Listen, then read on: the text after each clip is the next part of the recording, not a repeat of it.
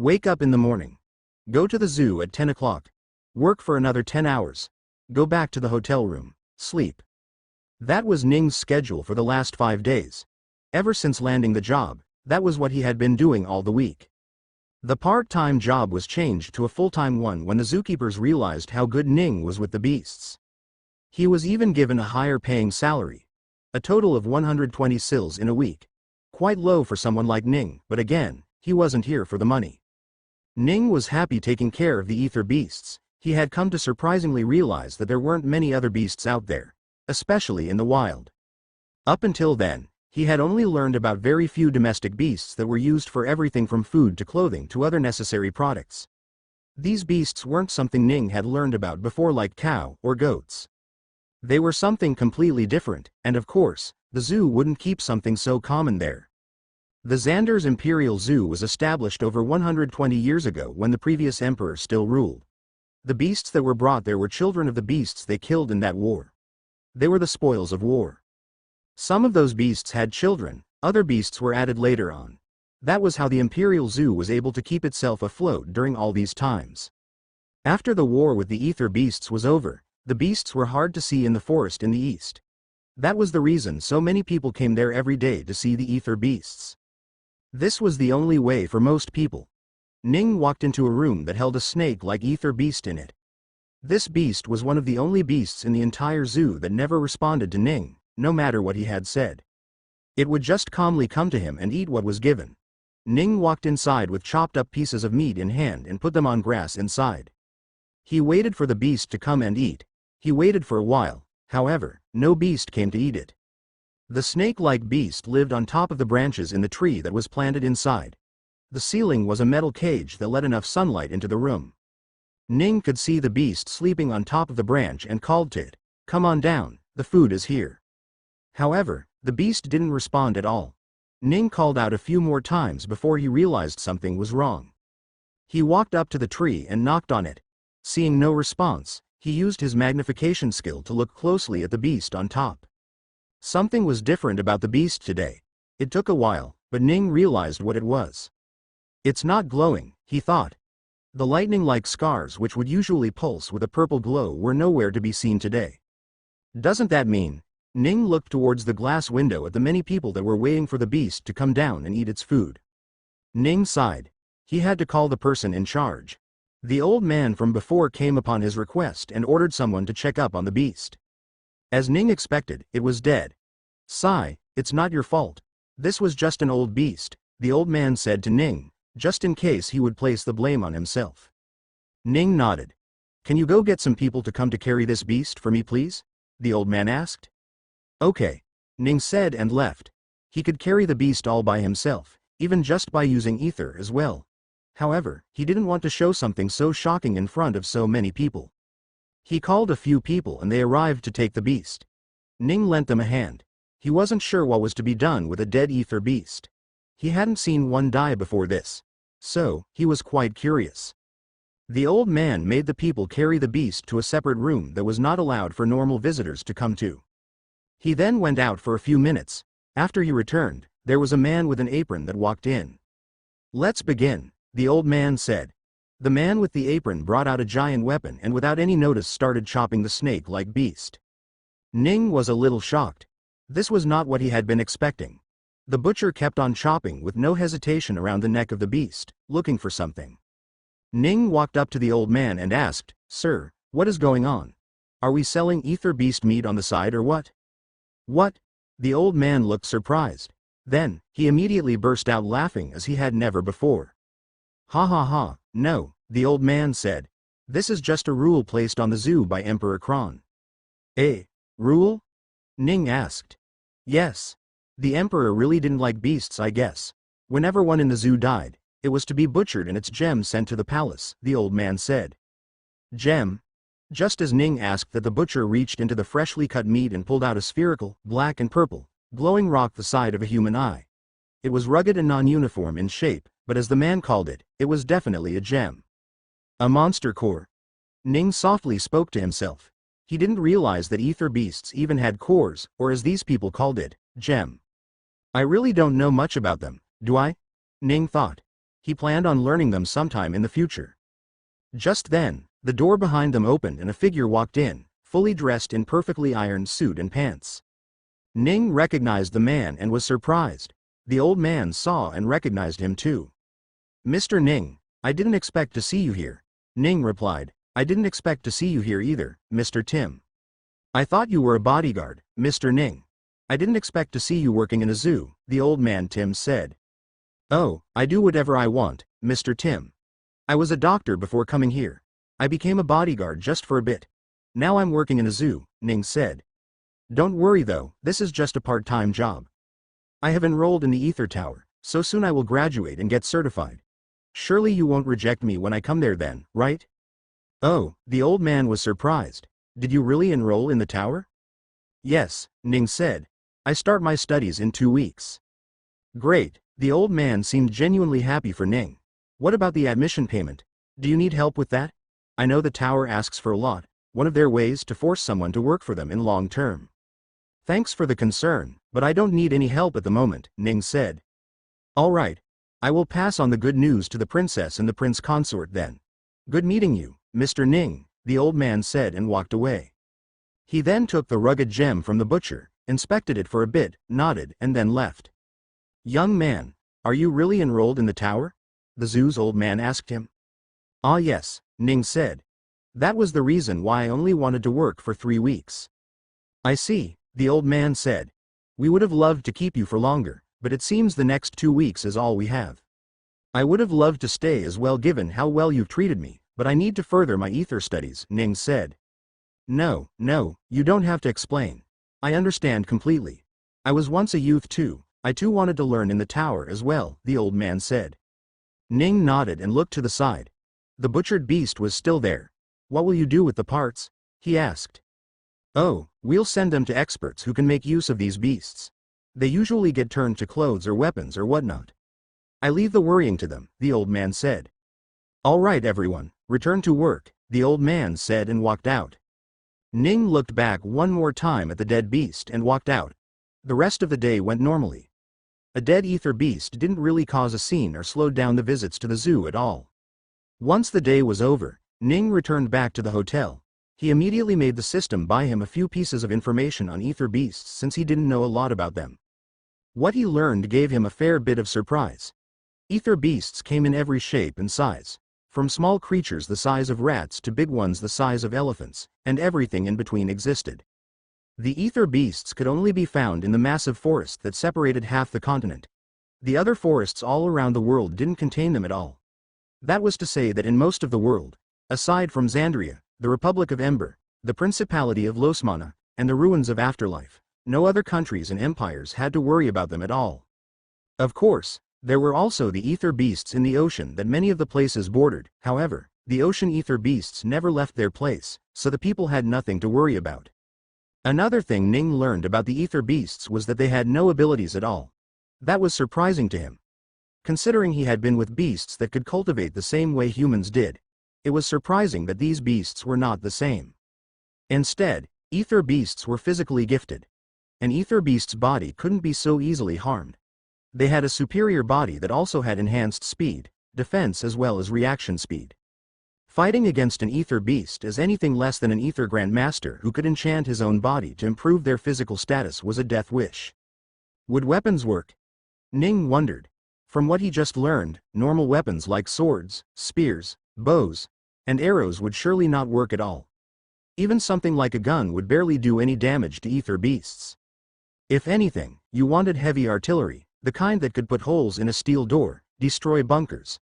Maybe even get a few bombs. Only those should be sufficient enough to deal damage to these ether beasts. However, the planet Vilmore wasn't at that time period yet. It would still take them a while to create such strong weapons, Ning was sure of that. So only ether users can truly fight against them, huh? Ning wondered. Suddenly, his face changed to one of confusion as he thought of something weird.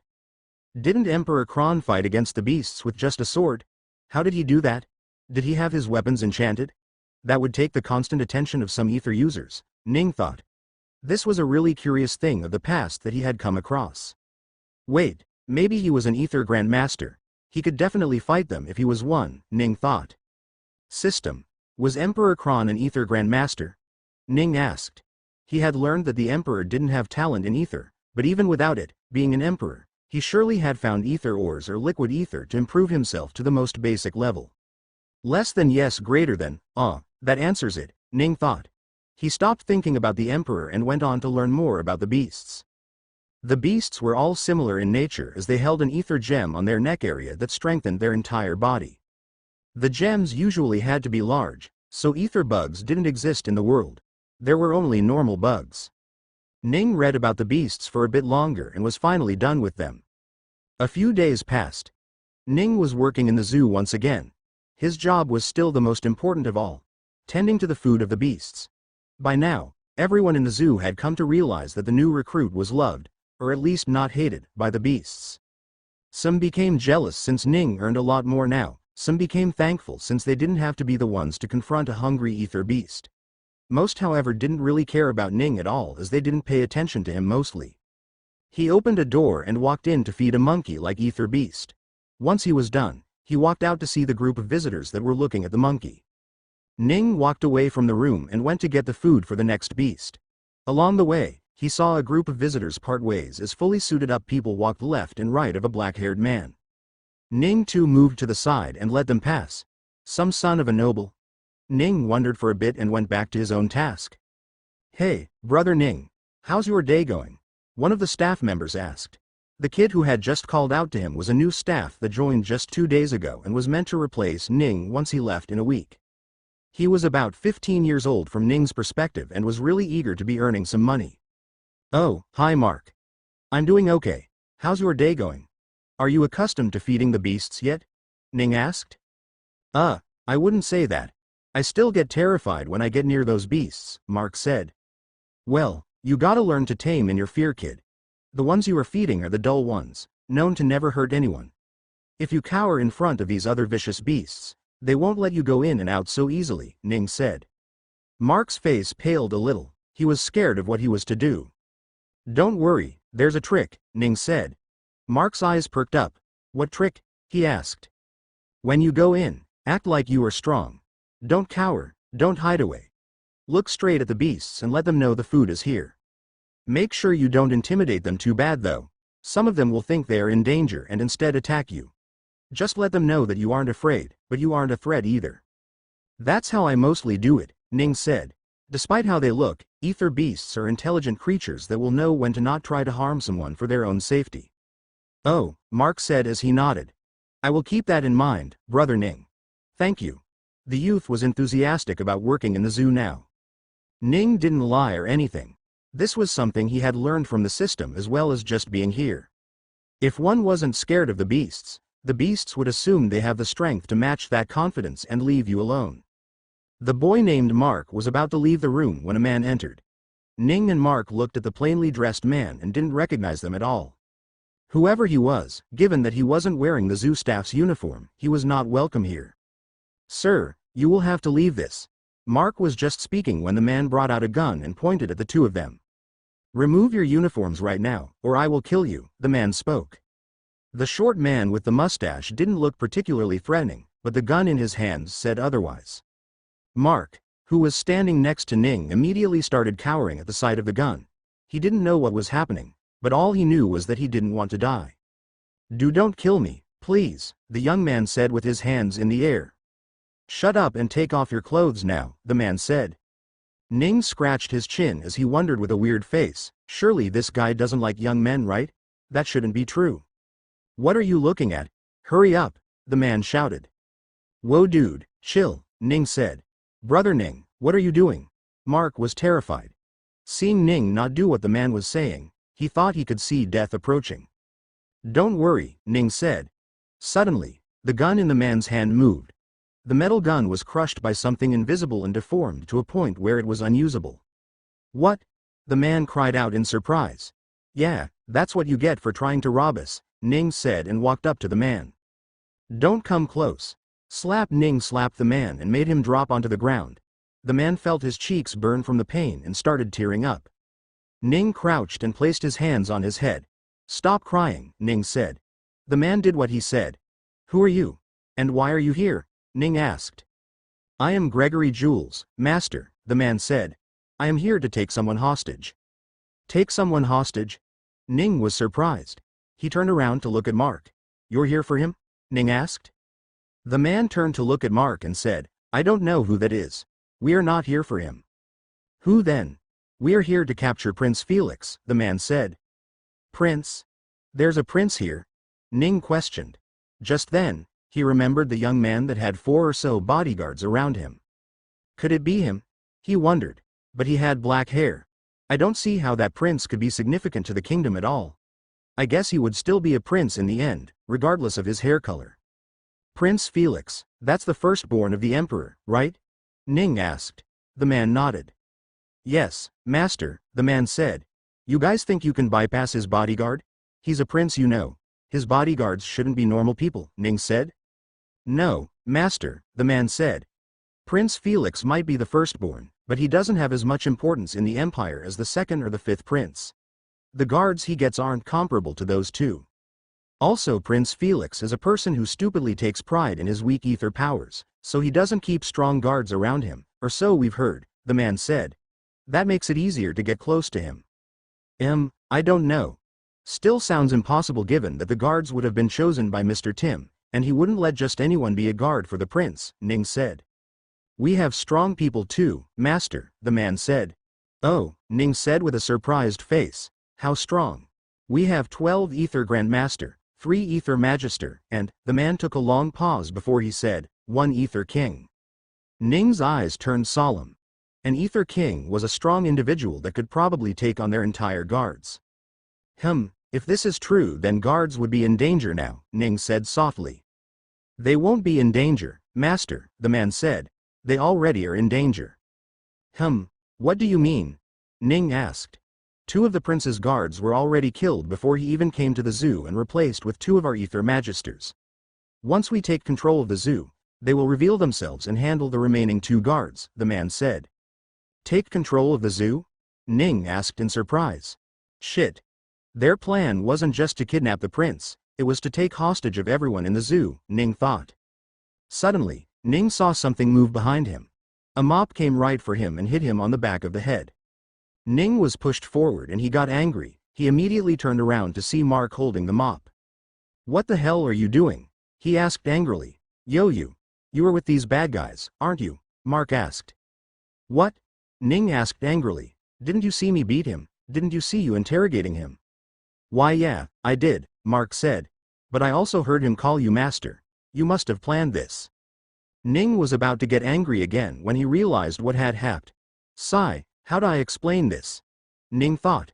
There was no explanation he could give that would make sense for a criminal to call him master, and him not be the bad guy here. Screw it, Ning thought and stood up. He grabbed the mop that Mark attacked with again and threw it to the side. He then grabbed Mark's head but didn't use supreme domination. He didn't want a loyal servant out of this young man. Instead, he asked the system, erase the last 5 minutes from this kid's mind.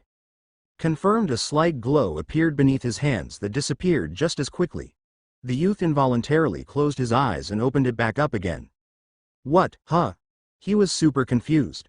Mark, are you okay? Are you alright? Ning asked as he violently shook his body. What's going on? He asked. Thank God you're okay. You just fainted when you saw this guy point a gun at you. Be careful, he's a kidnapper. Hide in this room, I will go out and take care of them, okay? Ning asked. This was way too much information for Mark to handle at once. Huh? What? He asked. Ning grabbed the man by the collar and pulled him up. Just stay here, and hide. I will come to get you later on, okay? With that, Ning left with the man and walked out. Go to the authorities and tell them what you and your group are going to do here. Confess your crimes, Ning said. Yes, master, the man said and walked away. All right, since the prince is in trouble, let's go save him. That will hopefully get me on better terms with the royal family, Ning thought. Just then, Ning heard something through the speakers that were laid all over the zoo. Attention everyone. We are the Great Raiders Group, and we have taken over the zoo. Any attempts at running away or fighting back will get you killed. This is not a joke. The man spoke no further. He was on the point and short. Ning continued walking after hearing that and saw people along the way. There was a group of people huddled on the floor next to a giant glass window. In front of them was a man with a gun. When he saw Ning, the man didn't attack. Instead, he looked at him first. Ning looked at him as well. Did he get the zoo staff's uniform from someplace else too? Ning wondered when he saw the man's clothes. It took the man almost 5 seconds before he realized he wasn't looking at his ally. This was someone he didn't know, an actual staff. Hands in the air, the man shouted as he pointed his guns towards Ning. The people on the floor made whimpering noises. Ning looked at the man carefully and used ether analysis on him. Ether starter. Not even an ether student, he thought in surprise and confusion. Shit. There must be way more people than just the 16 that guy mentioned. There should be a lot of henchmen for the lower end work, Ning thought. The situation was a bit more dangerous than he had at first expected it to be. I said. The man was about to say something when he felt a force tug on his body. He slammed against the wall opposite the glass and dropped to the ground. Ning walked up and grabbed his gun. Then he looked towards the huddled up people and asked, "Are you guys okay?" The people were so scared that they couldn't even speak. One of the kids in the group finally gathered up some courage and said, "Yes, we are fine." "All right. Sit here and don't go anywhere. There are a lot more bad guys, and since they should be wearing zoo staff's clothes, you can't tell them apart. Although, they shouldn't hurt you as long as you don't move or act stupid, okay?" Ning said. The people there nodded. Ning nodded back at them. He tied up the terrorist and left the place. Along the way, he found another few people in the same situation. He saved them too. Geez, this is starting to remind me what happened back in the 5 Professions Academy, he thought. I hope it's not a similar situation as back then.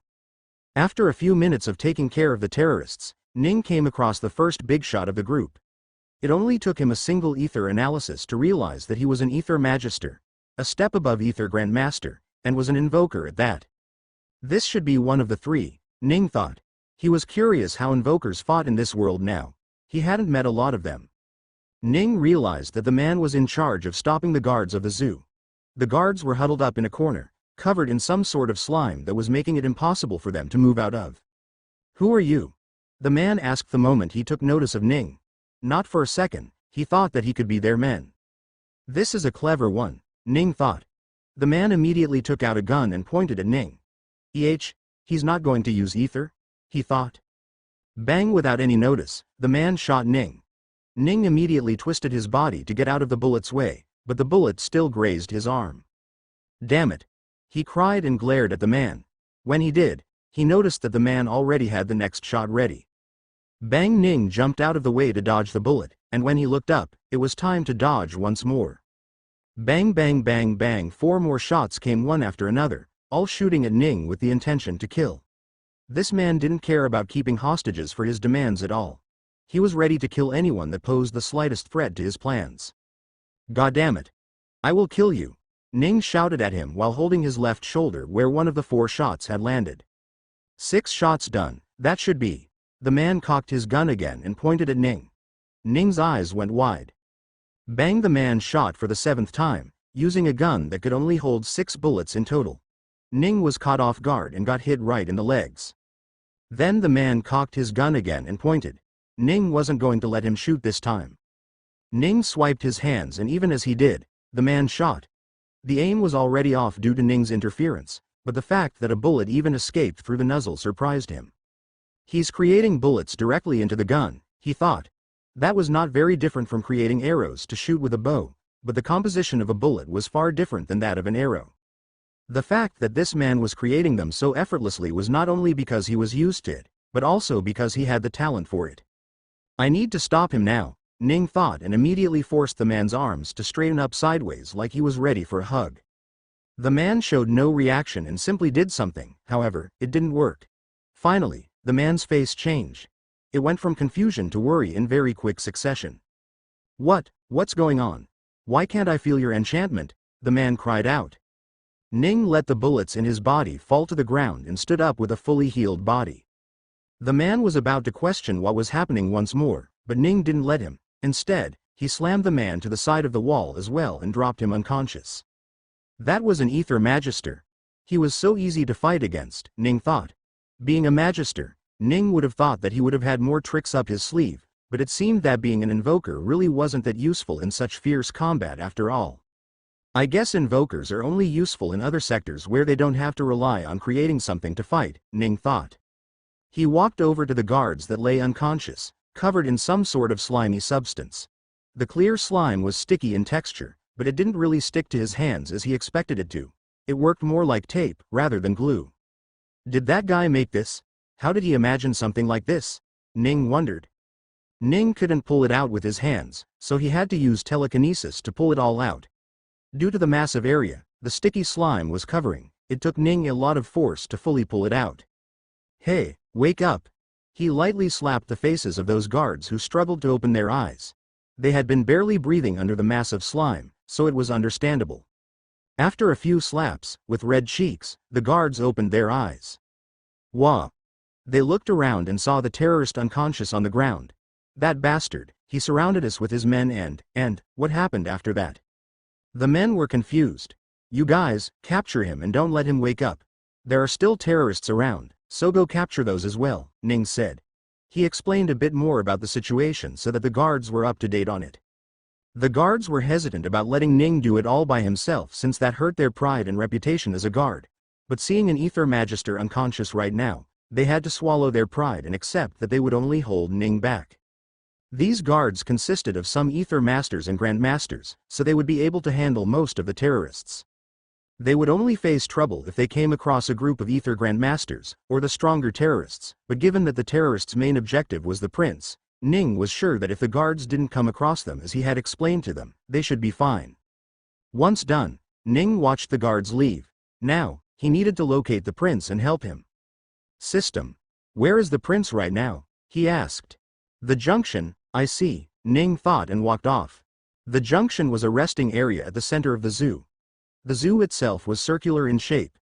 People entered from the gate, took a left, and went around the place as they looked at the various ether beasts. They would walk around until they went a full circle and returned back to the gate once more, whereupon they would leave. At the center of the circle was a massive open space with no beasts at all, where people could rest and enjoy their free time. There would usually be a lot of people at the place, so Ning got a little worried if something happened to them. I need to hurry, he thought and walked off. He walked out of the circular building and into the open sky. There were a bit more buildings around the place before he reached the junction. Ning quickly got rid of a few more terrorists who were keeping a few of the civilians hostage and sent them back towards the outer ring of the zoo where he knew there were no terrorists. Ning hid behind a building and slowly peeked out to check the situation. Sitting on the bench in the middle was the black-haired prince. Next to him were two of his black-suited guards, while the other two were on the ground beside him. The prince had a serious look on his face, maybe even a hint of anger, but thankfully he wasn't acting upon his anger and the situation was still fine. Ning poked out his head a little further and saw a few more people standing beneath a tree's shade. More terrorists? He thought. This was going to be troublesome. It was obvious that the two guards next to him were the two ether magisters that the other terrorist had told him about. Still, Ning used his ether analysis to check. As expected, there were 2 ether magisters and 6 ether grandmasters at the place. Both of the magisters were enchanters too, so he wouldn't be able to win as easily as against the invoker. Ning was having a hard time figuring out how he could save the prince without revealing his abilities. Maybe he might have to after all. Just then a man in a gray overcoat walked towards the prince. The prince noticed his arrival but said nothing. The man had a large scar running across his face all the way from his right eye to the left of his lips. Half his nose was gone and instead, there were only 2 regular-sized holes instead. The man flicked his fingers and suddenly a seat that was far away from him arrived right behind him and he sat. Another enchanter, Ning thought. The man took out a pack of cigarettes from his coat and looked at one of the invoker grandmasters who quickly walked up to him and lit up his cigarette. Your Highness, do you know who we are? The man spoke to the prince. Who the hell are you people? I have been asking this since forever, and now you come to mock me with this same question? The prince shouted angrily. Oh, my apologies, the man said. I asked my comrades here not to interact with you more than what was necessary, so they might have offended you a bit, the man said. We are the Great Raiders Group. You can think of us as thieves or more accurately, bandits I suppose. We usually stick to the roads and steal whatever walks upon it, but we were paid a hefty sum of money to kidnap you, the man spoke as he took a drag of his cigarette. Do you know why? He asked. What, why the hell would I know? The prince asked. Look, you might not be educated and not know much about the empire. You might have just come here and kidnapped me because you thought as the first prince, I am very important to you. But I'm not okay. I am just, SSSHHH, the man put a finger in front of the prince's face and shut him up. We know who you are, Prince Felix. We know what your place in the royal family is as well. In terms of importance, you would be the fourth most important child of the emperor, we do know that. We also know that a father never truly loves his children based on their merits, so he will do anything to save you, the man said. Wah. What do you want? The prince's face got serious. We came across a special tidbit about the zoo from someone. Do you know what it was? The man asked. What are you talking about? The prince asked. I would be surprised if you don't know this since this is just simple information that even we learned about it, the man said. I know this. What do I know? The prince impatiently asked. The terrorist wasn't getting to the point fast enough and that was making him angry. Don't worry, I am explaining, aren't I? The terrorist said as he made a hand gesture that said everything was okay. You see, apparently, when ether beasts die in this place, their gems are handed to the royal place. You did know that, right? The terrorist asked. What? Of course, I knew that. Everyone knows that in our family. What's so important about this information? The prince asked furiously. He wasn't happy that he was being asked such simple stuff. Well, do you know what's so important about ether beast's gem? Why your family collects them? The terrorist asked with a sinister smile. The prince looked confused. They have no point. My family only gathers them because my grandfather hated those beasts and wanted to eradicate their kind. He wanted the deaths of these beasts to be something everyone learned about in the family, so he made sure that after every single beast's death, its gem was sent to the palace in full glory. The glory ended after grandfather's death, and the transport of the gem became not important. That's all, the prince said. The terrorist didn't speak and only smiled at the prince, making him more uncomfortable. What? The prince asked as his face changed from confusion to curiosity. What, do you know something about the gems that we do not? Ha ha ha, good job on trying to get me to answer your questions, but don't worry, I'm not so easily manipulated. But God, you sure do know how to turn every answer into a question, don't you? Is that something that they teach you in the royal palace? The man asked. The prince stayed quiet and didn't say anything. So? Are you not going to answer me? He asked. Unfortunately, I was not asking you to see if you were also aware of something, but rather if you knew something we didn't, the man said. You see, we were tasked to get the gems by our boss, but we too don't know what it's all about. We are also curious what all of this is all about. Why anyone would need gems of those stupid animals anyway, but, hey, it's our boss so we can't really disobey him. Besides, I hear we are getting paid a hefty sum for this simple job, so we can't complain either, the man said. What, your boss? The prince looked surprised. You are not the head of this operation. Oh no, I am the head of this operation, yes. But our group is a lot bigger than just us few, the terrorist said. Haha, don't bother asking any more questions. I am not going to answer any of them after all. You can't make me jeopardize our group's safe from just a couple of questions. The prince kept quiet and looked angrily at the man with the scar. Sir, he is looking at you quite disrespectfully. You should teach him a few lessons so he knows to respect you.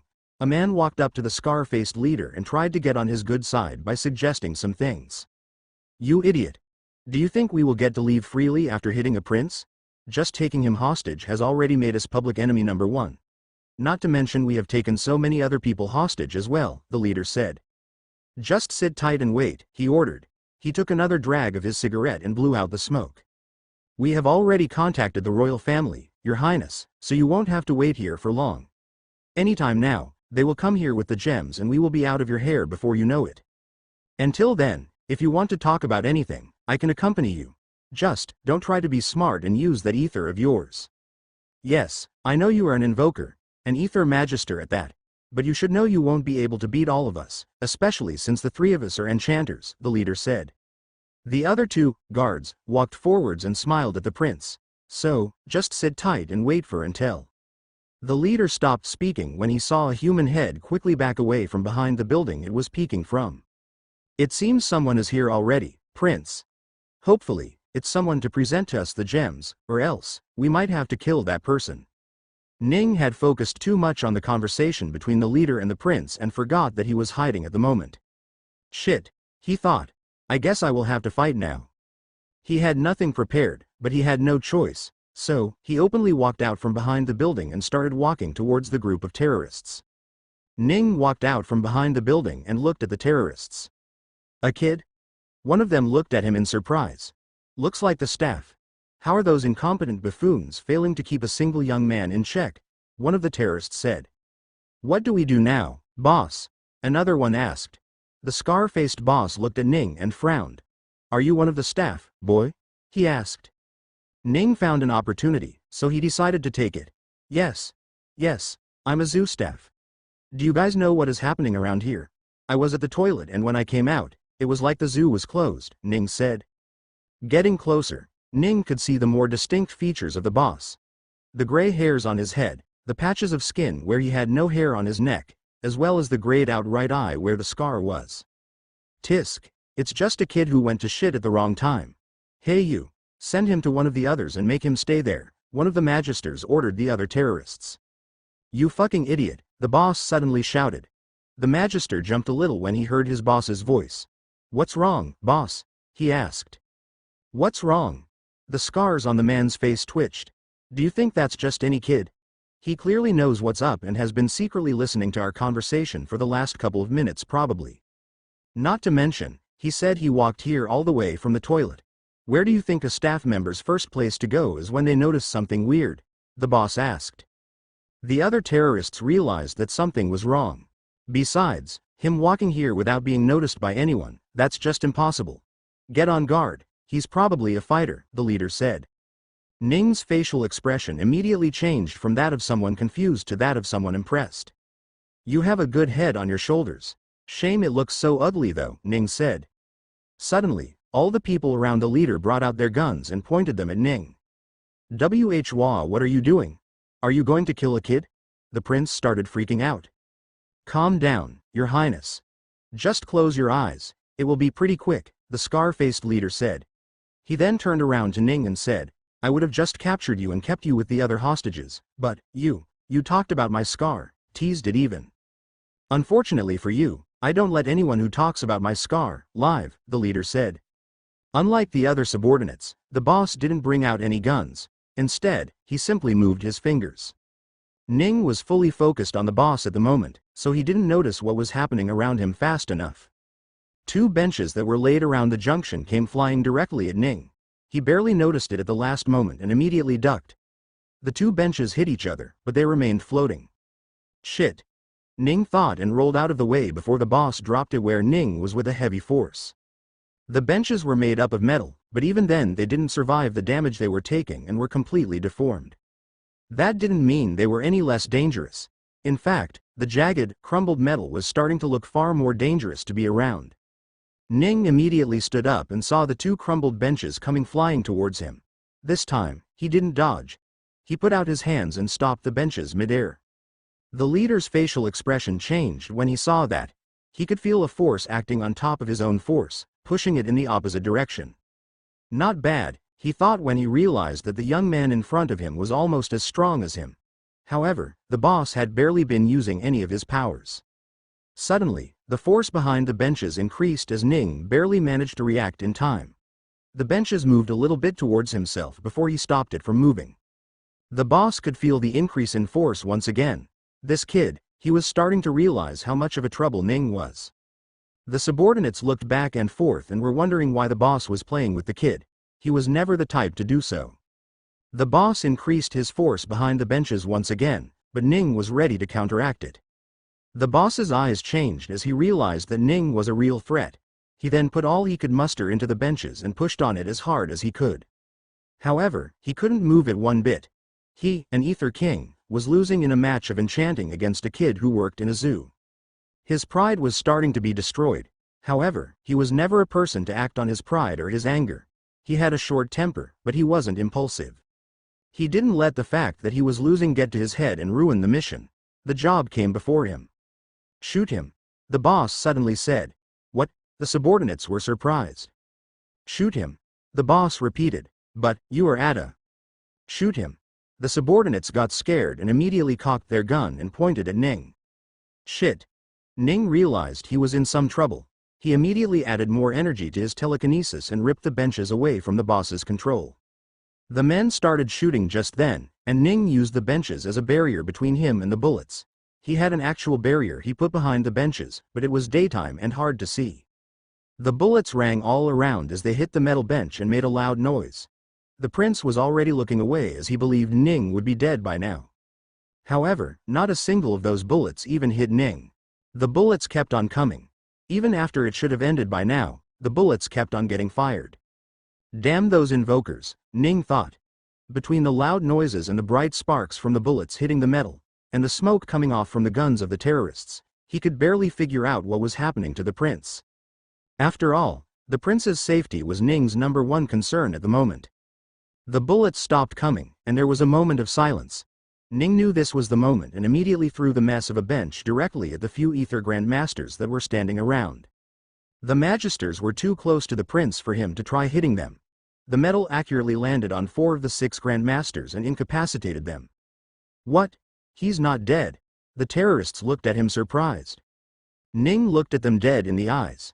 The fear he was feeling in his head was already lowered by a lot when he had realized just how weak an ether king was against him.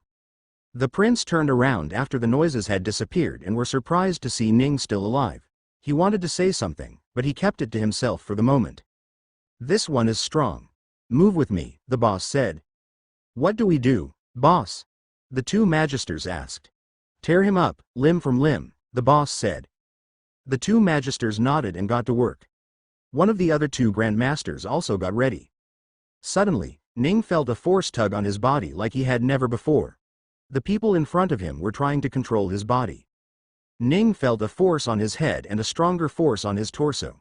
A force on his arms and legs as well.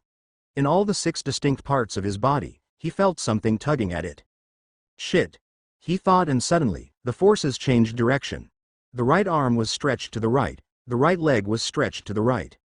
The left arm and left leg were also stretched to the left. His head was being pulled upward, while his torso was being held still so that the other parts could be torn off more easily. When the terrorists had said they were going to tear him limb from limb, he hadn't expected it to be in such a horrible way. Ning lamented about not having a tough body as he felt it be really ripped apart. He immediately used his telekinesis on himself to try and stop his body from being torn. However, he soon came to realize that he couldn't use telekinesis on himself at all. Since telekinesis as a skill used his body as a point of reference on whether to use actual energy or mental energy. Thus, he was unfortunately not able to use telekinesis on himself at all. Whoever had created the skill had after all found it pretty useless to have to move their own body with their mind, when it was already how it worked in the first place. Ning realized too late, however, and now he was struggling. He could fly, teleport, or even just use telekinesis on his attackers to get away from this situation. However, doing so didn't feel right to Ning. In the first place, he didn't want to expose that he was more than just an ether arts user. Secondly, an ether king was just a step above the halfway point in the journey of an ether arts user. If he was already struggling against an ether king, he wouldn't be able to fight the others at all. I can't keep relying on the system for everything. I need to learn how to escape from all of this on my own, Ning thought. He tried thinking of ways to get out of what was happening right now. His body was very sturdy, so it would take a bit more for the terrorists to tear him apart. This gave him just enough time to think. Just then, Ning remembered something. Let's give it a try, he thought. He had never done what he was going to do, but it was not a bad time to try. Even as his head was being pulled out, he took a deep breath and concentrated. Imagine, he said to himself. Imagine the feeling of power coursing through your body. Imagine the strong body you once had. The indestructible body you had as a body cultivator. Imagine it as you once more, he thought to himself. Just then, something brilliant happened. All the ether that was gathered in Ning's body started burning immediately. Large quantities of ether left his sea of ether and started spreading around his body. Some attached to his bones, some attached to his ligaments, some attached to his bones, some attached to his organs. All of the ether he was unconsciously using up was being sent to each and every corner of the body. Then, they reacted. Suddenly, every single piece of cell that had even the slightest hint of his ether attached to it suddenly got firm and strong. Ning opened his eyes and pulled his hands back. One of the magisters suddenly dropped onto the ground and started vomiting. Ning then moved his legs as well, and the other magister fell to the ground and started vomiting. They were both screaming in pain for some reason. The Grand Master saw all this and immediately stopped using ether. He didn't want to go through what the two magisters were feeling at the moment. Ning felt his head lighten up after the Grand Master stopped. Now, only his torso was being controlled. Ning smiled. Now that his limbs were free, he could do things of his own. He suddenly raised his hands forward and grabbed the leader using his telekinesis. The leader suddenly stopped controlling Ning's torso and Ning fell onto the ground, but he didn't let go of the leader. It was time to give him a taste of his own medicine. The leader floated in the air, completely in the hands of Ning, who was looking for revenge. The other terrorists were on the ground for some reason Ning didn't understand. Ning remembered what happened when someone was out of ether. They would burn up their nerves instead of ether and fall onto the ground completely paralyzed. If they didn't gain back ether in some time, they would fall into a comatose state and very slowly die. This was not it. Ning didn't have time to wonder, however, and focused his attention on the leader. He moved him away from the prince and started doing to him what he did to Ning. Arms, legs, and head, all being pulled away from the torso, caused incredible pain to the leader. The leader started shouting in pain as his whole body got pulled to the extreme and was starting to get red all over. Ning could tear his limbs apart at any moment, but he didn't. Despite being terrorists, if he did kill them, he was sure that he would be in a heap of trouble from the law of this country. In such a civilized place, he doubted people could just overlook a death or two like back in Kumiya. So, all he did was keep him there, in that exact same state for as long as he could. The leader could breathe, could talk if he wanted to.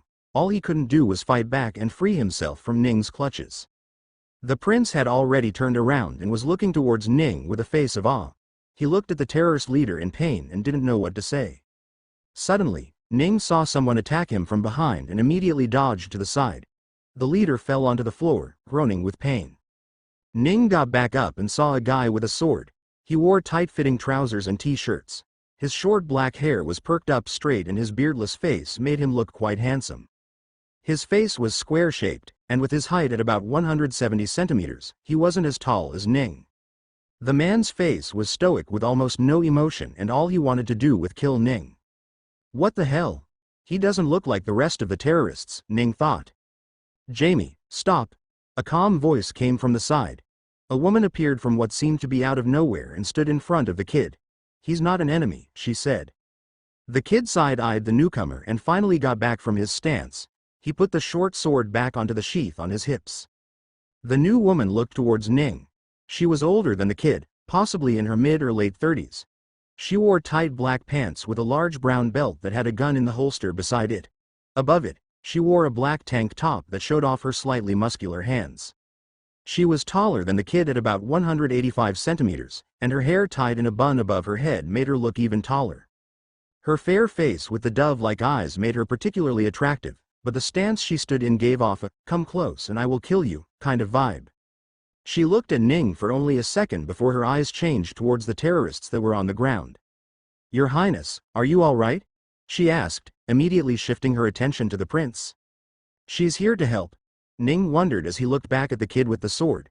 So he's here to help too. Makes sense, Ning thought. "Fiona, you're here?" the prince asked with a surprised look. It seemed he wasn't expecting to be rescued.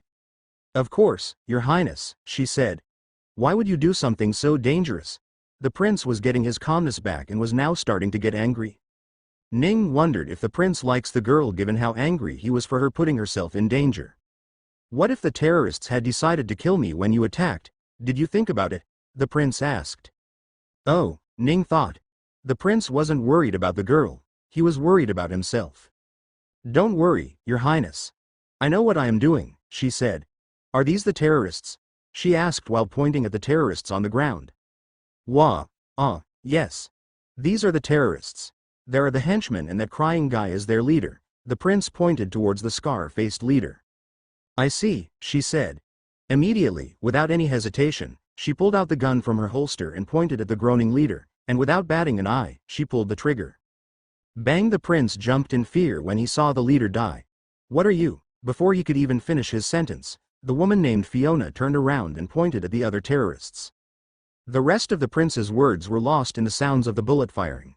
One after another, The gun that should have held 6 bullets was shot out 9 different times. "What the hell are you doing?" the prince shouted at her. "What do you mean, Your Highness?" she asked. "These are terrorists. This is what they deserve after what they did today. Do you know how dangerous that is? What if there was a sniper aimed at me right now?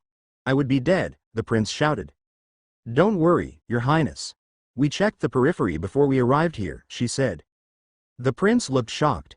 "Did you really plan to kill them all along? Did you not want to negotiate with them first? You didn't even care about my life," the prince said. "Your Highness, your life is our #1 priority. There is no way we couldn't care about it," she said. "Then why the hell did you decide to attack them before negotiating with them?" the prince shouted at the woman who was taking the cries of the prince without batting an eye. The woman waited for the prince to shut up before speaking. "We did plan on negotiating first, Your Highness," she said. "We were ready to comply with their demands to save you." "What?"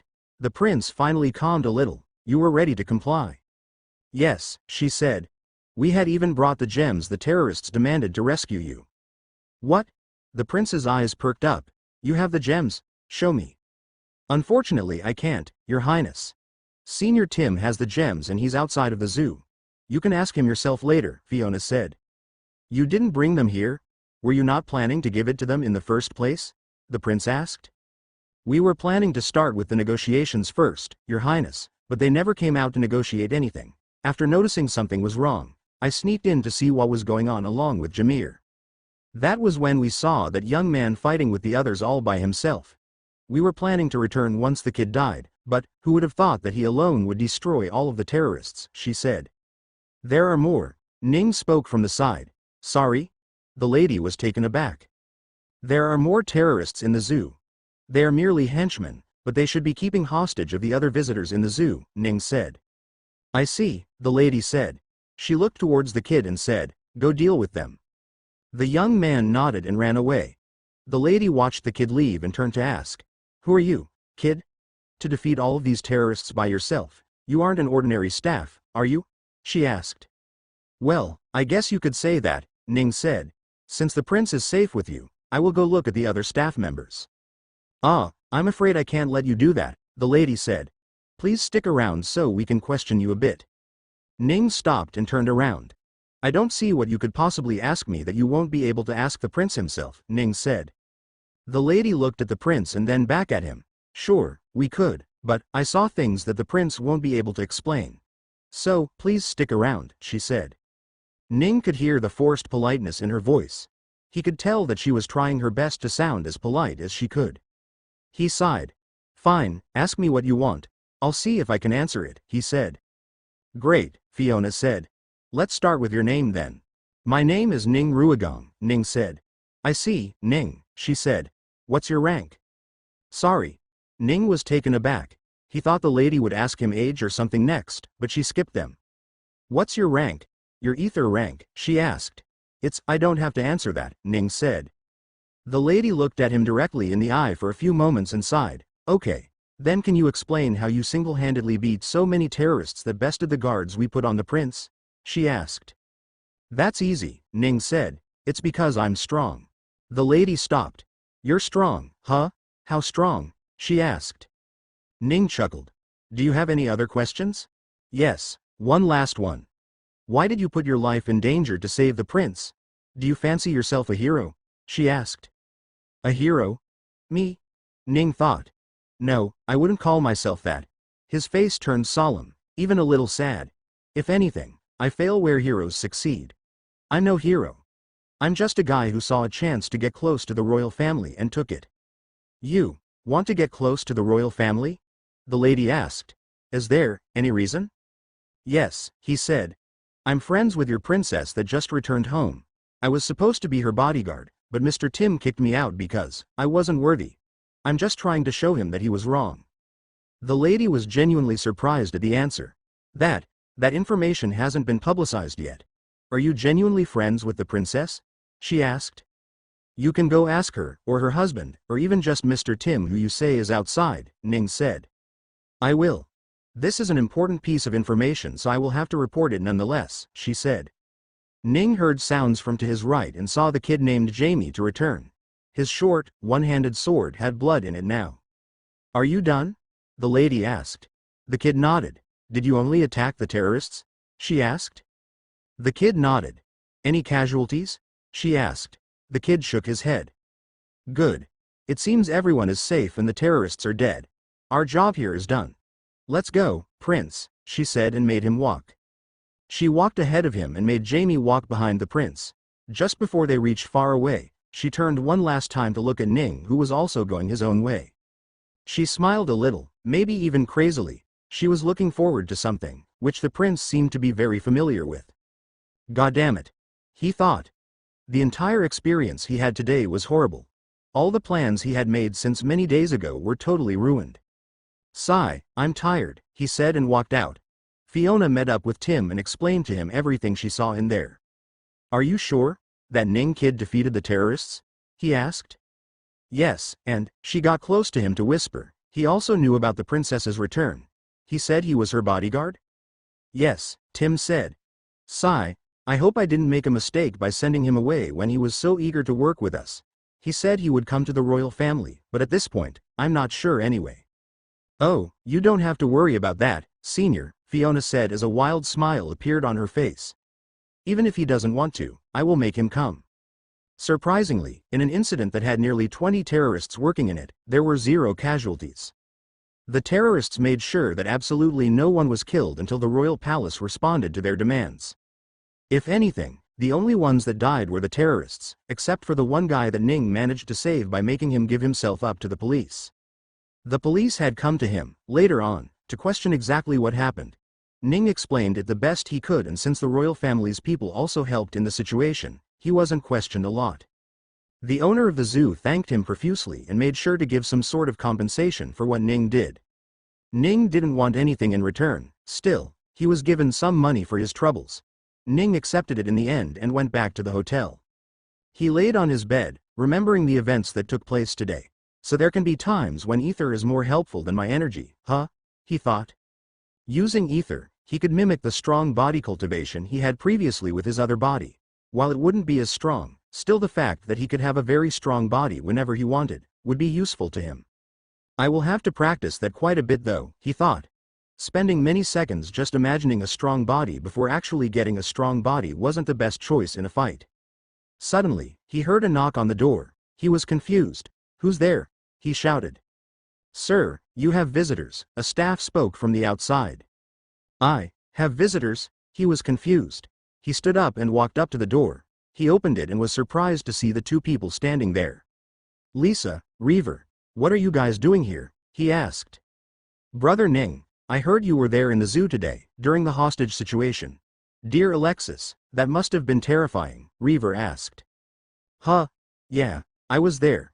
How did you learn about it? He asked. We heard from Fiona.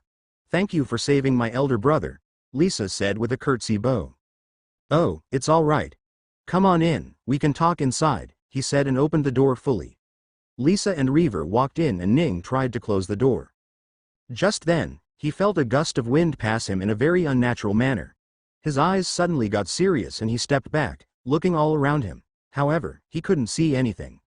His vision suddenly shifted, and he started seeing things in all red, blue, and green.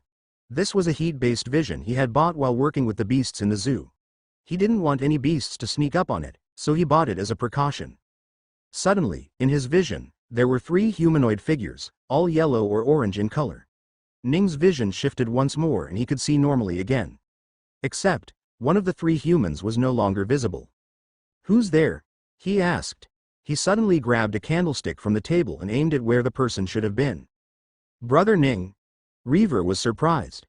Get back, someone is here, he said. Reveal yourself or I will. All right kid, relax, a voice came from ahead of Ning. The air seemed to distort as a person appeared in it. You? Ning asked when he saw Fiona pop out of the air once more. Oh, I forgot to mention. We had Fiona guarding us today, Lisa said. Then why stay invisible? She could have shown herself, he asked. Well, I had my reasons, she said as she turned towards Ning with a big smile. Kid, how did you know I was invisible? She asked. I felt the air move when you entered, Ning said. Oh, her eyes perked up. And what about later? How did you know exactly where I was? Ning looked at her, trying to understand her intentions. Instead of answering, he asked, how are you able to go invisible? Fiona's smile remained ever unchanging as she said, that's a family secret of mine. Well, then how I saw you is a secret of mine too, she said. I see, Fiona said. She didn't seem to be angry with the response she got. You said you wanted to be Her Highness's bodyguard, right? She asked. Yeah, Ning said, wondering what she was going to talk about. Do you still want to? She asked. I mean, yeah, of course, Ning said. Do you want to become one right now? She asked. Ning was surprised. He didn't expect an invitation to come this easily, although that was part of the reason why he saved the prince in the first place. Reaver and Lisa were both surprised and happy. They looked at Ning expectantly. Don't I have to be a certified ether magister from the tower if I want to become a guard? That was what Mr. Tim told me, Ning said. Who are you kidding, young man? You defeated an ether king, 3 ether magister, and multiple ether grandmasters by yourself. If you had told Mr. Tim you were this powerful, he would have never told you to leave at all, she said. So, I can join right now if I want to? Without having to be certified by the tower? He asked. Yes, Fiona said. Ning thought for a while and asked, can I join part-time? Part-time? Fiona was confused. You see, I got accepted in the ether tower, and I want to go there to learn more about ether, so if it is okay with me only working half the time, then I can join right now, Ning said. You joined the ether tower, brother Ning. Congratulations, Reaver said. Lisa congratulated him too. Fiona thought for a moment to see if it was acceptable or not. She knew it wasn't. Having a guard that was missing half the time was just not possible to keep around. But she really wanted Ning to come under her, so she put her hands forth and said, welcome to the team, kid. Ning dodged a sword coming from the front. He twisted his incredibly strong physical body in midair and did a backflip to get out of the range of the short sword. Jamie dashed forward once again to close the gap and hit Ning. Ning immediately turned around and imagined a rocky wall between him and Jamie. The wall started forming from the ground, but before it could fully form, Jamie had already stopped and maneuvered around the wall to attack Ning. The sword came at Ning's throat and stopped right before it could hit him. Ning had lost the match. He sighed. Fighting with only ether was really hard. Good fight, he said to Jamie and wiped his sweats off. Jamie nodded and sheathed his sword before walking away. The young man never spoke, or rather he couldn't. He was also a dud when it came to ether, as in he wasn't able to use ether at all. Ning felt a little salty when he lost to someone with no ether, but Jamie was seriously one of the strongest people he had seen on this planet. Ning didn't doubt that if he was fighting against an invoker that was Ether King, or maybe even Ether Emperor, he would surely win. Since enchanters could control the opponent's body, Ning wasn't sure how well Jamie could handle that. He could have won his bout against Jamie just now, but he found that it wasn't very helpful during training since he would learn nothing. He left the place to go take a shower before leaving the palace. After all, he didn't want to go to his first day of class with a sweaty body. After wearing a robe-like outfit that only the people from Ether Towers wore, he left the palace. It took him 20 minutes, and despite being able to use carriages, he walked his way to the tower. Ning looked at the clock in his pocket to learn that it was 13:48 when he reached the tower. The classes started at 1400 and went on until 2000 for 6 hours a day. He didn't know what he was going to learn, how he was going to learn, or anything else in between, but he was still feeling somewhat enthusiastic about it all. Ning showed his new student ID at the gate and walked in.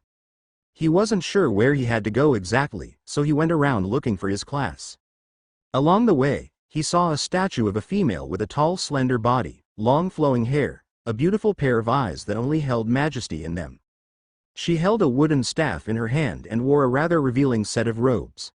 The statue itself held no names to it, or any denotation of when it was made. All Ning could tell was that it was a beautiful piece of art. He looked away from the statue and quickly went to find his classes. He couldn't do it on his own, he had to ask someone for help.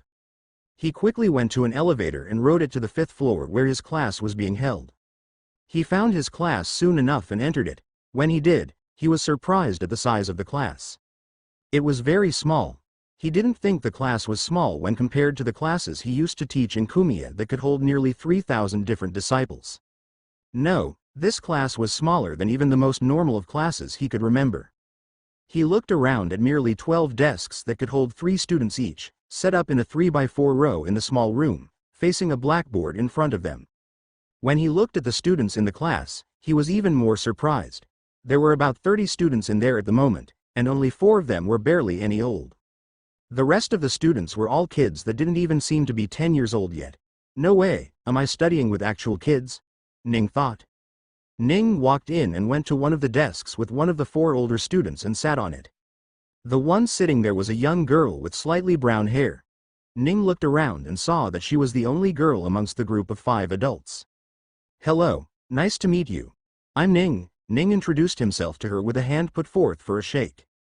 The girl turned towards him but didn't shake his hands. Instead, she nodded a little towards him and said, "Hello, I am Rachel." Ning put his hands down as it didn't look like he was getting a shake. He looked around at the classroom and was still confused as to why the kids were there. "Sorry to bother you, but am I in the right place? I'm a new student of the tower and am starting today. Someone told me I was to come here, but I'm not sure if this is it or not," he asked. "New student? Yeah, you are in the right place," the girl said. "I am a new student too." The girl seemed pretty comfortable with speaking to him, despite not wanting to shake his hands. Ning wondered what that was about. Then why are there all the kids here? That seems really weird, Ning said. Huh? What do you mean the kids are weird? Rachel asked. It's us who are weird. Ning was confused. Sorry, what do you mean by that? Do you not know much about the tower or what? She asked. You could say that, Ning said. Oh, then I guess that makes sense, the girl said. You see, the tower's objective is to teach kids how to use ether from a young age. They go around searching for capable kids and bring them here to teach them. Teaching us adults is not their primary focus at all. That's why you see so many kids and so few adults. Ning looked around at the room. The 25 or so kids there all looked way too young to be there, but he understood that the tower wanted to teach them young and had thus brought them here. As adults are just getting a second chance at it, he thought. He then looked at the other 3 feet adults. There were 2 men and 1 girl, all sitting on the same bench. They were on the 4th row of the 3rd column, meaning they were sitting at the corner of the room. He could tell that their age was upwards of 15 for sure, but couldn't tell their age beyond that. What he could tell from their awkwardness was this was definitely the first they had talked with each other. Meanwhile, Ning and Rachel were sitting in the 4th row of the 1st column. He wondered why she decided to stay so far apart from them. Was she not a talkative type? That shouldn't have been the case. From how she talked earlier, he could see that she wasn't particularly unsocial, so he couldn't understand why she wouldn't sit near someone closer to her ace. So only 5 of us got chosen from so many people that came to get admitted, huh? That's quite a low number. I would have assumed more would be able to get in, Ning said. The tower only has a quota of 5 people every 5 weeks. Just be glad that you had enough talent to get in. I heard that if you were rejected once, you can never go back to take the test again, she said. Yeah, I can see why that is. Since one can't possibly change their potential, it wouldn't make sense to get tested for the same thing twice. It's not like the result is going to change, Ning said. Although, the potential isn't everything though. I wonder why they never bothered to check for talents, he spoke to himself. Why would they check for talent? What good is talent without potential? She asked. I mean, potential helps a lot for someone, but that's not the only way to get stronger, is it? He asked. What other way is there? Rachel looked at him with a weird look. Unless you are rich enough to buy the occasional ether ores that show up in the auction houses, it's pretty much impossible to get stronger without having the potential. Ning wanted to explain how wrong she was in her thought. There were absorption techniques that one could use, even the ones with the worst potential, who could train up to become strong in due time. Ning himself had never met anyone that did use the absorption technique, but he knew it worked because he had given it to Famir and Mavenna when he had first arrived. He even used it himself. Heck, he was using it right now. With his automatic absorption technique, he was consistently taking an ether from the surrounding, and when it reached a full, due to his incredible potential thanks to his new body, he would break through to the next level on its own. Ning wanted to explain that, but he wondered if he should. Just as he was deliberating, a woman walked into the room. She wore a dress of white and purple. Her hair tied in a ponytail behind her showed off her beautiful fair skin. She looked to be around 30 years old, but given how ether also delayed aging, he couldn't be sure. She was about 160 centimeters tall, so she was quite short in height, but her lean body made her look taller than she looked. She held a stack of books in her hand and walked up to the podium. She turned around to look at her new students, her sapphire-like eyes glistening with light.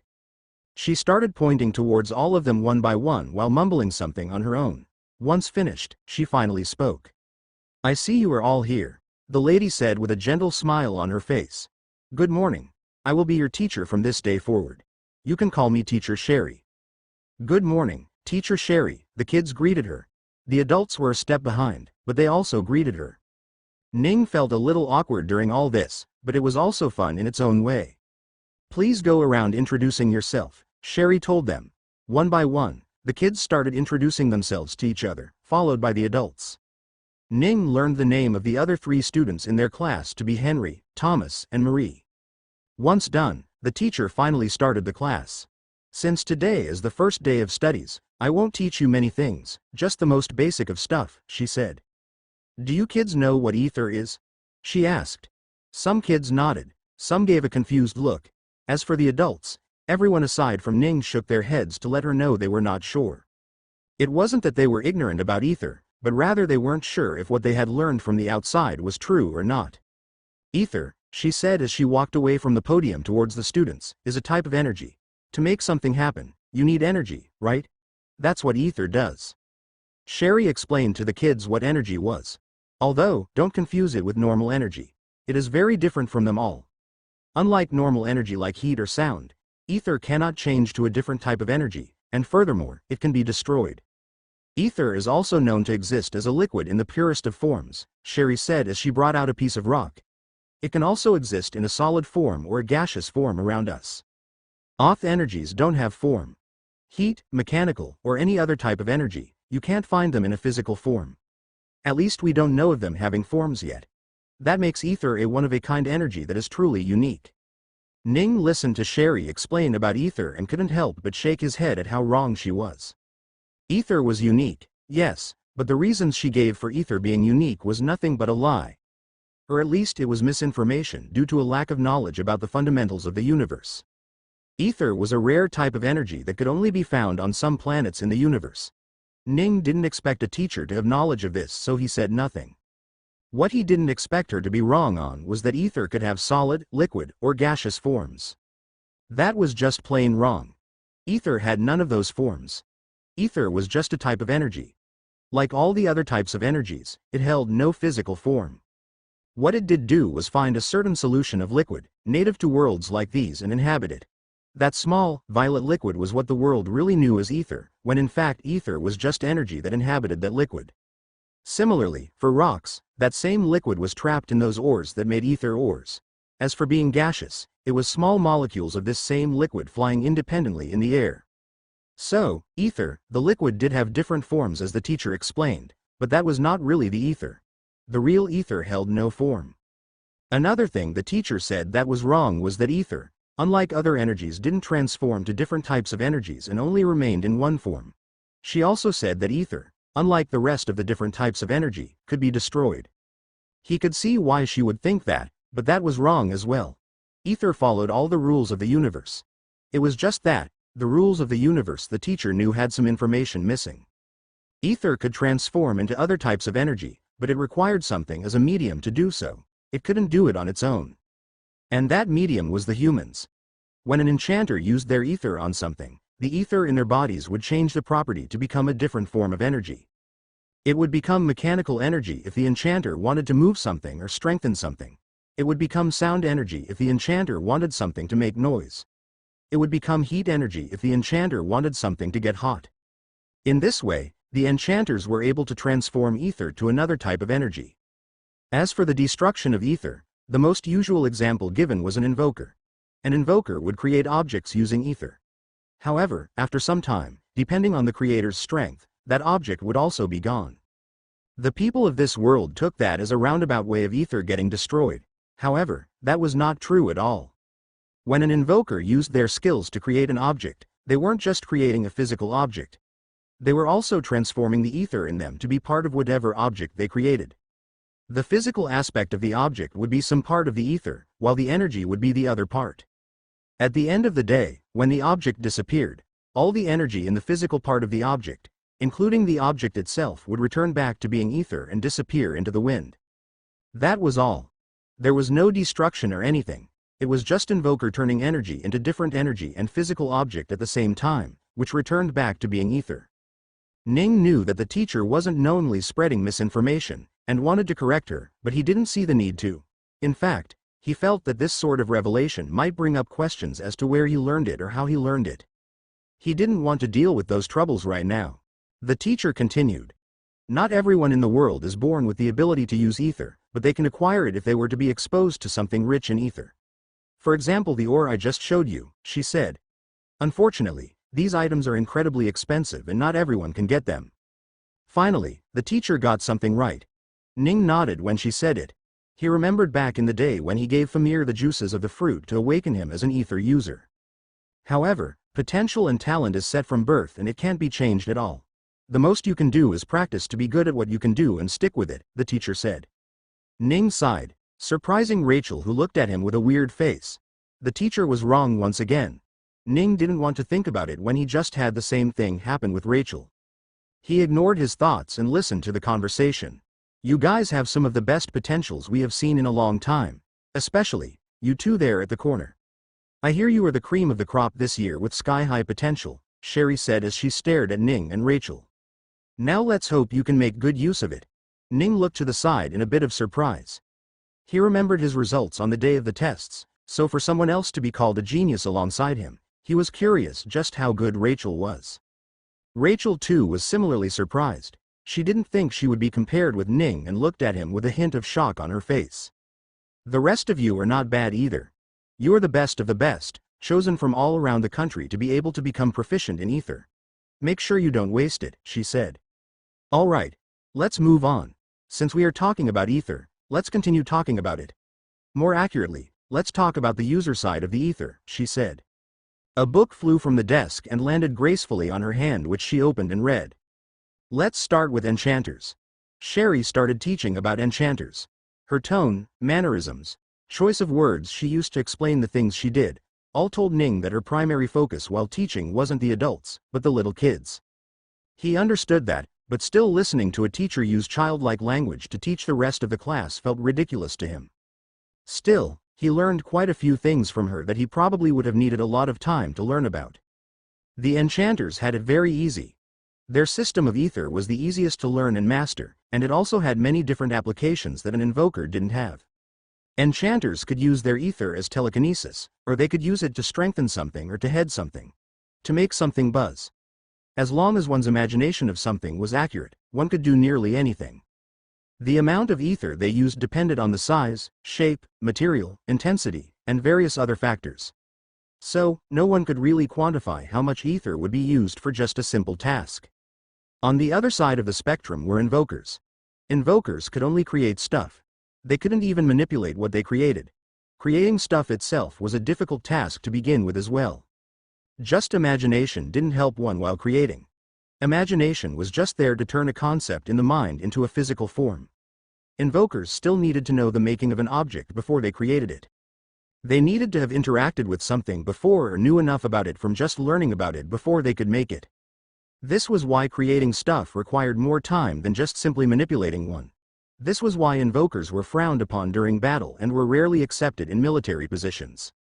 The amount of ether used by an invoker depended on the object they created, the complexity of the object, and so on. Sherry gave an example of it.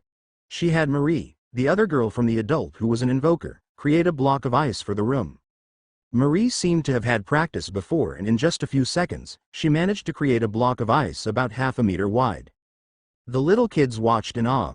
They were still young, so they weren't advanced enough in the ways of ether and could only create small stuff. So when they saw the massive block of ice forming on the table, they couldn't help but be surprised. Sherry put forth her hand and the block of ice floated in midair. She then placed it next to the door of the classroom and started heating it. Pretty soon, the ice turned into water, and the water into steam and flew into the sky. The students were all very surprised at this. Even the adult ones were surprised because of how fast Sherry was able to make the block of ice disappear. They couldn't help but wonder just what her rank was. Sherry looked back at the shocked class and smiled. She then looked at Marie and said, "I want you to create ice once again." "Okay. Marie responded and looked in front of her to create ice there. However, Sherry interrupted Marie's thinking, bringing the attention back to her. This time, I want the block of ice to look like me. Marie was about to nod when she realized what was being asked of her. Sorry, teacher. Do you want me to make an ice sculpture? She asked with a confused voice. Yes, Sherry said. That is exactly what I want you to do. Since you were able to create an ice block, you should be able to create that too, right? I've never tried making a statue before, but I can try, Marie said. She looked at Sherry as well as she could to imprint the image onto her mind and then used that image to imagine an ice version of it. Thinking of something that she had never seen before was hard, but since knew about ice, she really didn't have to imagine an ice sculpture itself. White mist drifted from her hands onto the table that started to take form into a humanoid shape. The mist then started to solidify into ice. At first, there was nothing to the ice but the vague shape of a human, but slowly it started taking better shape as details started to appear on it. The tiny details were hard to remember, and Marie had to open her eyes multiple times to look at Sherry in front of her. In the end, after 5 minutes, with a head full of beads of sweat, Marie managed to create a rather ugly statue of Sherry. The details weren't all very accurate, and that could be blamed on the artistic talent of Marie. However, the time it took for her to make the statue had very little to do with her artistic talent. She wiped her forehead and looked up front to see the smiling face of Sherry. How was it? Sherry asked. It was hard, Marie said. Good, and how low are you on ether? Sherry asked.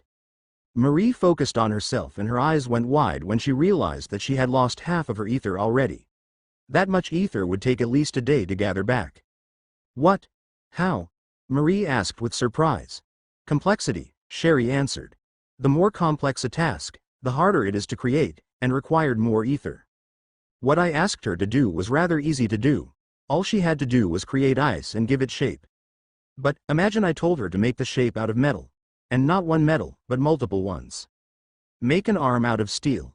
A leg out of iron. The head from bronze. The clothes from brass. She wouldn't have a problem with the shape, but now the material is adding to the complexity of what she had to create. Of course, it gets easier with time and you learn more and more how to create something efficiently. But, the cost of ether forever remains the same. The first class of the day was over. It was spent doing nothing but teaching the fundamentals of ether. Ning was really happy to learn a lot about it. He knew quite a lot about ether already, but still learning the creativity with how people used it, or the socio-political aspects of enchanters and invokers, that was invaluable. Ning was sure that if left alone, it would have taken him a really long time before he figured out there was something like that. After the first class ended, Ning was really surprised to see Sherry leave, and another teacher walked in. He wondered what that teacher was going to teach when he started writing numbers on the blackboard. Ning and the rest of the 4 adults were surprised. They were being taught math. It wasn't even difficult math either. They were being taught some basic addition and subtraction. This was a class for children, yes, but Ning still didn't expect maths to be taught to them as well. That was when the teacher turned towards them with a weird face and told them that they could leave if they wanted to. The next relevant subject for them would be taught after the break. Until then, they could go hang out in the tower. The 5 of them awkwardly stood up and walked out of the class. After lunch, that was at around 17 o'clock. Until then they were free to do whatever they wanted as long as they were on the premises of the tower. Ning wasn't sure where he could go, so he asked the others. Thomas, a short-haired, square-faced man, told them where they could go. He gave them 3 options exactly. First, they could go to the playing grounds on the 2nd floor of the tower where they could spend their time leisurely. Second, they could go to the training grounds on the 4th floor and practice their ether. Finally, they could go to the 3rd floor, where the admission office was, and go to the library to read some books. Ning didn't even hesitate when he chose to go to the library. There were a lot of things about this world that he wanted to know, that he wouldn't even begin to ask the system to tell him since he wouldn't know what to ask. He walked down the staircase and went to the 3rd floor. The library was easy to locate with many people coming in and out of it. As soon as he walked through the door, Ning could see a vast collection of books on the many shelves that were kept in the massive rooms. He was like a child in a candy store and didn't know where to start. He randomly picked out a book from a shelf and read the title. Necessary Precautions Against Dysentery and Measles. Ning put the book back. Maybe he shouldn't be picking out books randomly. He went around looking at the titles on the spine until he came across something interesting. The religion of ether, religion. Ning found a book that piqued his interest. He didn't know what it meant when it said religion, and he wanted to find out. He picked out the book from the shelf. The outer cover of the book was made up of leather and was black in color, while the text on it was golden. There was nothing else on the cover itself. No logo, no author name, nothing. Ning walked to an empty table just beside the shelf and sat down. He opened the book and the very first thing he saw was a beautiful, tall female with slightly curly hair, holding a tall, walking stick. Ning felt he had seen this somewhere before when he remembered what it was. Ah, the statue from the ground floor, he thought. The image and the statue were the same, with very minor differences. The hair wasn't really the same, and the figure was a bit different too. But somehow, based on the clothes and especially the staff in her hand, he could tell it was the same woman. How is this woman important? Ning wondered and was about to flip the page when he saw some words at the bottom of the picture that wasn't very clear. He got closer a little bit and was finally able to read it. An imaginary depiction of goddess Alexis, it read. Alexis. Ning's eyes narrowed because he felt like he had heard of this name before. Where did I hear? He finally remembered. He quickly held his mouth and looked around, hoping no one heard him shout. Fortunately, there weren't many people in the library, so he was fine. That's the god Alexis that Reaver prays to sometimes, right? He thought. He hadn't heard of anyone but Reaver prays to her, so he didn't know she had a religion behind her big enough to warrant a book on it. Ning turned the page and read it. Alexis, goddess of ether, is a figure known amongst the ether users as the creator of ether itself. Based on that, there is a religion created with her as the face of it, the religion of ether. Alexis was said to be a god that descended from the sky with a flurry of birds that are now extinct. It is said that with a wave of her hands, she created ether onto the land, starting the age of men. Because of this, many men came to her to pray for her to bless them. The religion continued since then and has been one of the longer-lasting religions for a long time. It has since then been proved that ether is a natural phenomenon that no one created, but people still put their faith in the goddess they had never seen. This is especially common on the outskirts of the continent where education and development don't necessarily reach very fast. Ning continued reading it. He had expected the book to be a holy scripture for the religion, but it was simply an unbiased opinion of the author on the religion of ether that held a figurehead Alexis as their god. The book went into detail on a lot of things in the past that was related to Alexis. It recorded the many myths and legends of what Alexis apparently did. After creating ether, Alexis went around the land. In the process, she met 2 children, 1 boy, 1 girl, who she adopted because they were orphans. She reared them for many years. The girl had an unruly personality. She didn't like the society of the time and wanted to see it change. She couldn't stand what was going on at the time, the war, the differences. She wanted to change it all. The boy on the other hand had the heart of an artist. He wanted to create, he wanted to make new things. Since they were her children now, Alexis gave them the ability to do so using ether. The girl got the ability to change, while the boy got the ability to create. After they got the ability, they went on to do great things in the world, and in the process let the others know about Alexis. Soon, Alexis gained many followers, all of whom viewed her like the deity she was. She graced each and every follower of hers by giving them the ability to use ether so as they pleased. That was how the people were able to use ether. Alexis used her powers to carve the waterfalls of Shalar. Alexis used her powers to create a massive division between the continent by making a forest in there. Alexis used her powers to create a mountain at the center of the continent that was said to be a gateway between life and death. Ning read all of the things that Alexis did, and couldn't help but shake his head. People still believe this. He thought. He would have assumed that with the advent of science, the people's belief in the supernatural would have disappeared. Who would have known that it would still be there? He closed the book, reading no further, and put it back on the shelf. He then went on to search for other books that interested him. He found a few that explained some of the historical events of the continent, like how the Sarian Empire came out of nowhere and took over nearly half of the continent. It noted the establishment of the Ether Tower in the Sarian Empire many years ago. It noted how their internal struggle let the old Sarian Empire break into 4 different sections that went on to become the current Sarian Empire, the Principality of Losmana, the Freelands, and the 12 United Kingdoms. The 12 United Kingdoms also went through some internal struggle and later had their kings overthrown, becoming a single massive land now known as the Republic of Embers. It noted the deaths and destruction of the Peak of Afterlife. Ning felt a little guilty reading that. It also noted Xandria's war with the beasts and how it nearly wiped out almost the entire ether beast population on this side of the map. The Battle of the Undying Fort was something that the people wouldn't forget, and forever be in the debt of the late Emperor Kron Xanders. Ning went on to read more books, and before he knew it, it was lunchtime. He felt a little hungry, so he put the books back and made his way to the cafeteria. He got himself a plate of the available food and sat down on an empty table. Even as he did, a single thought ran in his mind. How did the information about the ether absorption techniques disappear? He wondered. Has it really been so long that information just disappears? From his perspective, it had been nearly 2,500 years since the last time he had been in Vilmore. That was enough time for information to get easily lost. However, with how important ether absorption techniques were, it was still a surprise to him that they disappeared. "Oh ho ho. It's good to see you, my boy." A voice came from behind Ning and sat down at the bench beside him. Ning looked to the side and recognized the old, chubby man with a bald head and gray beard. "Oh, Vice President Ringer, good afternoon," Ning greeted the man. This was the same person that had given Ning the scholarship to study in the tower for free. "I was worried you weren't going to come back," the old man said. Why wouldn't I come back?" Ning asked with a chuckle. "Well, I asked the people to report me as soon as you entered the dorm, but I never got any report," the old man said. "The dorm? I'm not staying at the dorm," Ning said. "Huh?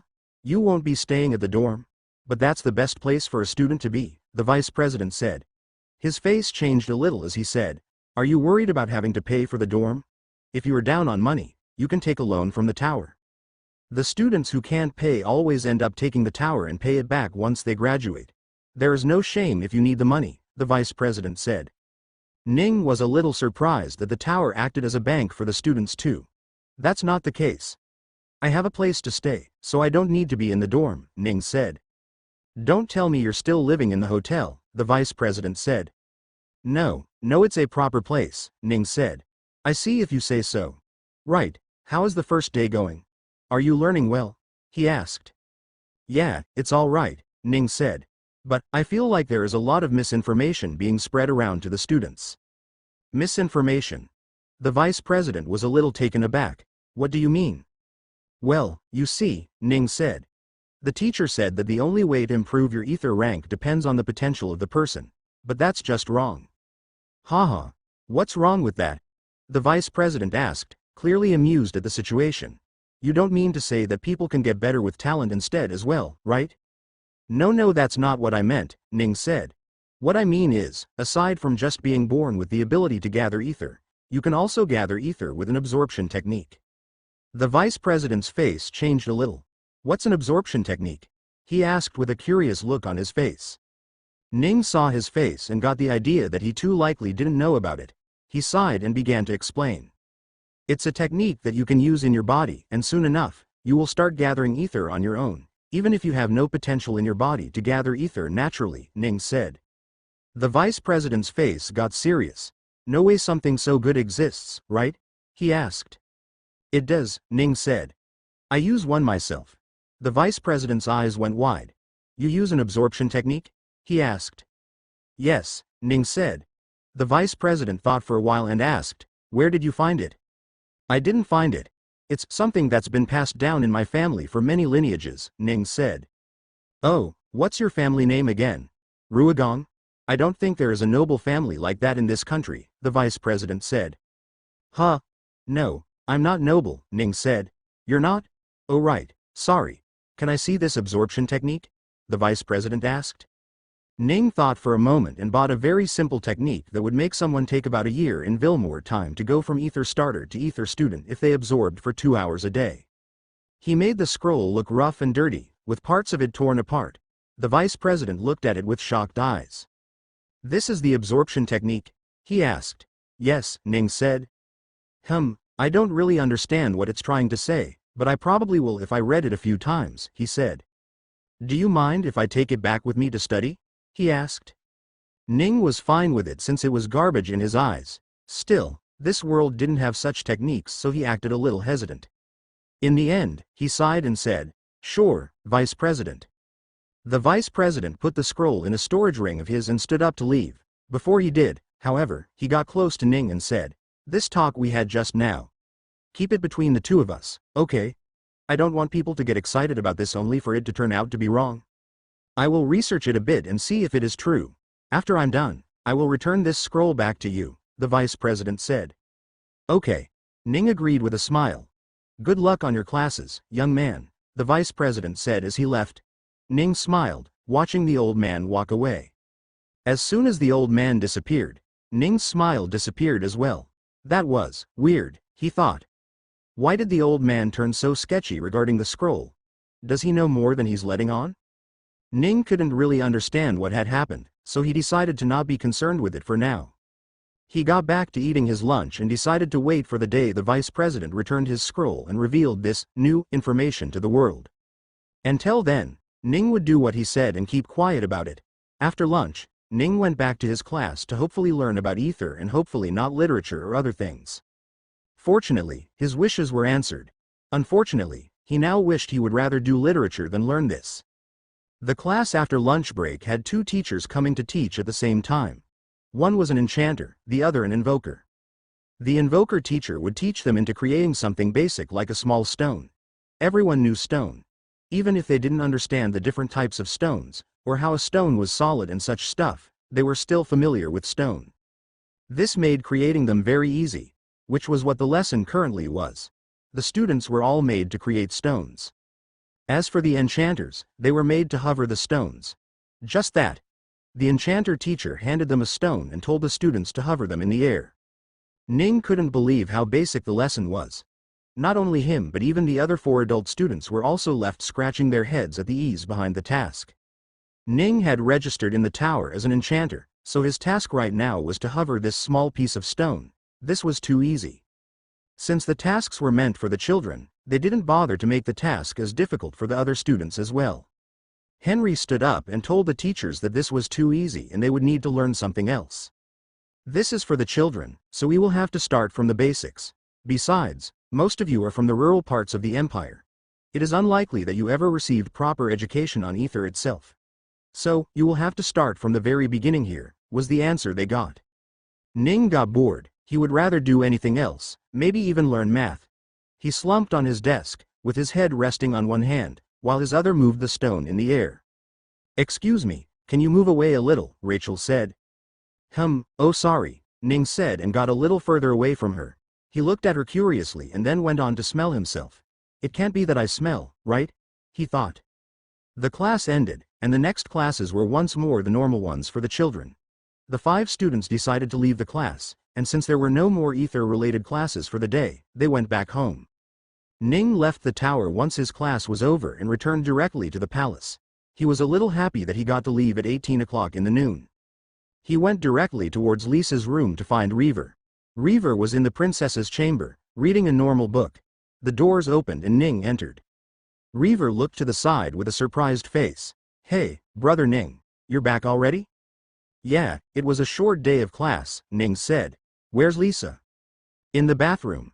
She's getting ready because we are going to visit the city today for some shopping. Anyway, how was it? Your first day of school?" Reaver asked excitedly. He had always wanted to join the tower, and now seeing Ning return from there, he was curious to hear about it. "It was good. I learned quite a lot actually," Ning said. "Ah, that just makes me sad I couldn't go there, brother Ning," Reaver said. "Can you tell me what I would have learned if I had gone there?" "Maybe it was for the better that you didn't go there," Ning said. "Huh? What do you mean?" Reaver asked with a confused face. "Say, you don't know about absorption techniques, right?" Ning asked. "Absorption techniques? What's that?" Reaver asked. He looked at Ning with a confused look. "I feel like you've asked this question before but never told me anything." "It's absorption technique. How do you know about that?" Lisa walked out of the bathroom, with her makeup done and a wig over her head. She was wearing a yellow skirt and pink blouse and looked nothing like a princess at all, or even someone from a noble family. "You know about it?" Ning asked with a serious face. "Yes, I do," Lisa said. "Almost everyone in the noble families of those that are Earl and above do." "So, I was right," Ning thought to himself softly. "Are you a noble too, Ning?" Lisa asked with a surprised look on her face. "No, I'm not, but I do have an absorption technique." I was confused as to why Reaver or any of the other people don't know about it, but to think that it was a conspiracy of the richer folks to hide such things from the residents. Ning felt a little angry. No, it's not, Lisa said. What isn't? Ning asked. The conspiracy you are talking about. It's not the nobles, Lisa said. I mean, they are part of it. I guess you can say it's their conspiracy, but they aren't the one who came up with the idea, Lisa said. They didn't? Ning looked at her with a confused look. Then who did? The tower, Lisa answered. Wait. What the hell have you guys been talking about for the last minute? Technique? Conspiracy? What is it all about? Can you explain me? Reaver asked. Lisa turned to Reaver and explained to him what an ether absorption technique was. What? Reaver looked at her with the most shocked look he had ever seen. To think such an incredible thing existed, and us common folks never knew about it. Why? Do we not deserve to learn this thing? He asked. Are the nobility this scummy? No, Lisa said. As I mentioned earlier, it was the tower's idea to slowly erase all knowledge of the technique. Since the techniques weren't that easy to acquire, to begin with, it didn't take very long for them to get rid of all evidence of it. When did they erase it? How could it be so simple as to erase the history of something's existence? Reaver asked. For over 1,000 years ago. Before even the current calendar began, Lisa said. The tower was a behemoth back then as it is now. However, they were also scared of another such order coming out of nowhere and undervaluing their existence. So, to forever monopolize the ether market, they got rid of the techniques from other places and made it a secret. The nobles who learned that they would be stronger than the common folks and would likely continue to get richer as a reason had no problem accepting this suggestion. Since then, only the nobles have been able to use the arts and forever keep it a secret from the rest of the world, Lisa said. Ning knew none of this, so he nodded his head in understanding when Lisa explained everything. Do you have an absorption technique? Reaver asked suddenly. Yes, Lisa said. Reaver felt his heart break. You knew I struggled with having a low ether rank, and yet you never taught it to me? He asked, his face turning a shade of red. There was part fury in that face, but mostly betrayal was what he was feeling at the moment. No, Lisa immediately said. I didn't teach it to you because of some stupid rule the tower and the nobility, or because I wanted to see you suffer. I didn't teach you because I myself have forgotten about it. Huh? Reaver looked up with a surprised look. You have forgotten the technique? So you no longer use it? I do use it, Lisa said. But it's sort of muscle memory at this point. When I use it, I don't even know what I'm doing since it's just a habit for me now. Reaver's expression got better. Then, can you get one for me now? He asked expectantly. Lisa shook her head. However, not yet, it will take a while, she said. A while? Why? Reaver asked. In the royal family, only the emperor has the power to grant the absorption techniques to the other family members. He was who gave it to me as a child, and was made to learn it under a very strict condition to not reveal its existence. I had the thought of asking one for you last time we talked to father, but since I had just returned, I didn't want to make such requests, she said. Oh, Ning spoke from the side. You guys already met up with the emperor? Huh? Oh yeah, Reaver said. We met up with the emperor a little after you left the place, brother Ning. Oh, good, Ning said. Anyway, I didn't want to tell you about this beforehand to give you hope for the technique since I'm not even sure if my father will agree with the prospect of giving you an absorption technique in the first place, Lisa said. You think he doesn't like me? Reaver asked. I don't know. I can never tell my father's emotion behind that stoic face of his, Lisa said. He did give us his blessing though. That should mean something, right? Reaver asked. We will know once I ask it next time, Lisa said. You don't have to wait until next time, Ning said. He brought out a book from his storage and handed it to Reaver. Here, this is a technique. Read and learn it properly. In 2 days, you should be able to start absorbing ether. What? What? Both the husband and wife were surprised at the same time. Reaver grabbed the book and opened it, but before he could even read it, Lisa snatched it and read it herself.